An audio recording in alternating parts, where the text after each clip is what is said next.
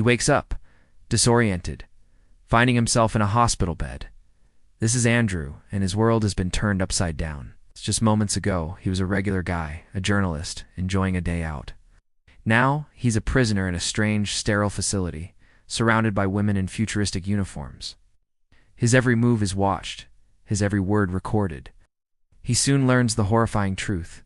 A mysterious plague swept across the globe, wiping out every single male. Except him. He is quite literally the last man on Earth.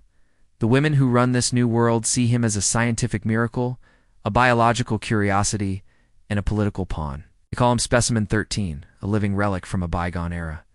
For 2 long years, he's been kept in this high-tech bubble, studied and analyzed. His captors, a council of powerful women, debate his fate. Some want to preserve him for scientific study, hoping to unlock the secret to his immunity and perhaps bring back men. Others see him as a dangerous symbol of the old, patriarchal world, a world they're glad to have left behind.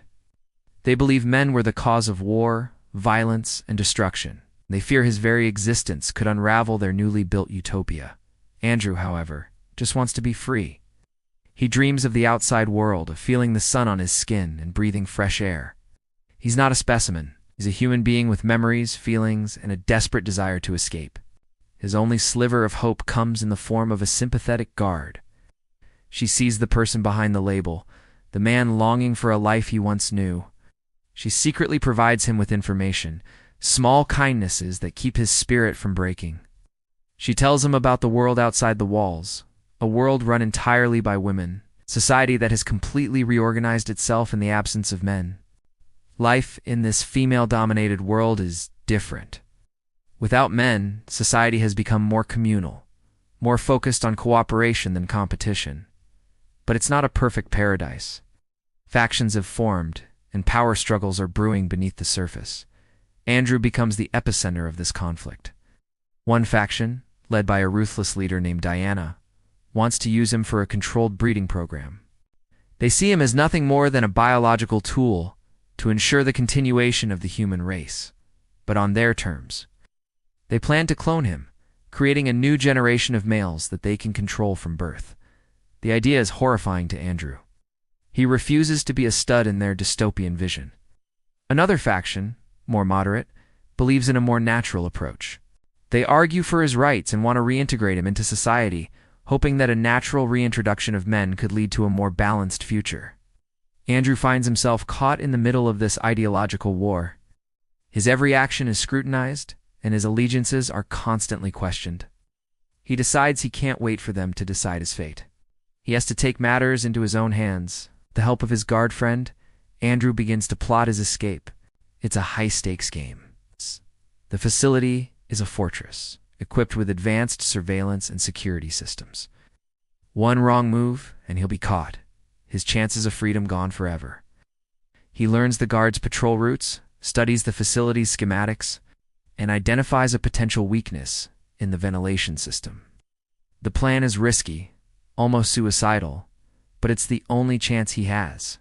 The night of the escape is tense. Every shadow seems to hold a threat.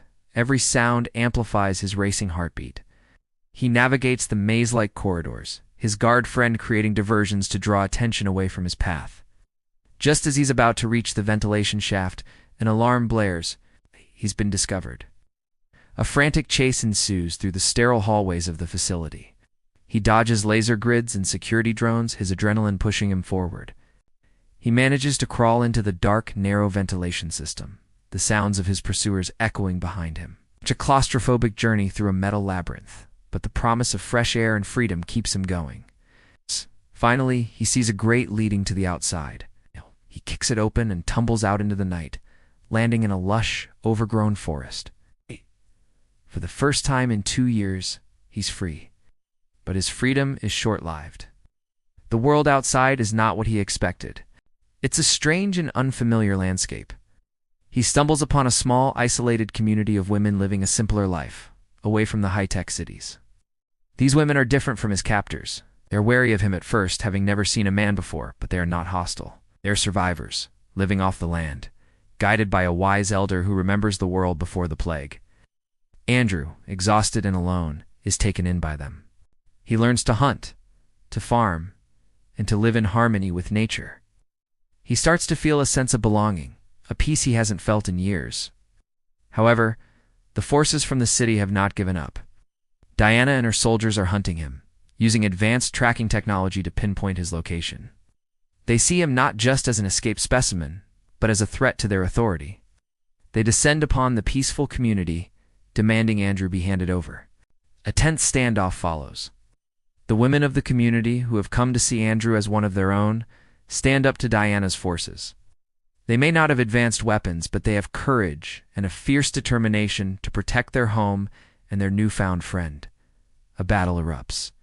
It's a clash between technology and nature, between control and freedom. Andrew, no longer a passive prisoner, fights alongside the women. He uses his knowledge of the terrain to set traps and create diversions, proving he is more than just a biological anomaly. He's a resourceful and capable individual. During the chaos, Andrew comes face to face with Diana. It's a final confrontation, not of physical strength, but of ideologies. He argues for freedom, for choice, for a future where men and women can coexist as equals, not as rulers and subjects. In a surprising turn, some of Diana's own soldiers begin to question her ruthless methods. They see the courage of the community and the humanity in Andrew. A schism forms within Diana's ranks. The battle ends not with a decisive victory, but with a fractured stalemate. Diana is forced to retreat, her authority weakened. Andrew has won a temporary reprieve, but he knows the fight for the future is far from over. The world is at a crossroads. Will it fall back into a power struggle, or can it find a new path forward? The film ends on a hopeful but uncertain note. Andrew chooses to stay with the community in the forest. He has found a home, a family. He is no longer the last man on Earth, but the first man of a new world. His existence has sparked a revolution, forcing everyone to reconsider what it means to be human and what kind of future they want to build. He looks out at the horizon, a symbol of hope and a catalyst for change, ready to face whatever comes next, not as a specimen, but as a man. And that is the story of how one man's survival challenged an entire world and sparked a debate about the future of humanity itself. What do you think would happen next? Let us know in the comments below. Thanks for watching, and don't forget to subscribe for more movie recaps. See you in the next one.